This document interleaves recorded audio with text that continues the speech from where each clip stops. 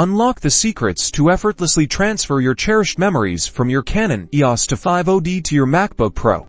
First, power on your Canon Eos 250d and ensure it has sufficient battery. Next, navigate to the camera's menu and locate the wireless communication settings or similar option. For the most direct method, connect your camera to your MacBook Pro using a USB cable. Your computer should automatically recognize the device. Once connected, open Finder on your MacBook, and you'll see your Canon camera listed as a device. Alternatively, you can remove the SD card from your camera and insert it directly into your MacBook Pro's SD card slot, if available, or use an external card reader. Once the card is recognized, the Photos app on your MacBook Pro will likely open automatically, prompting you to import new photos. You can select specific photos to import, or choose to import all of them. Simply select your desired images and click Import.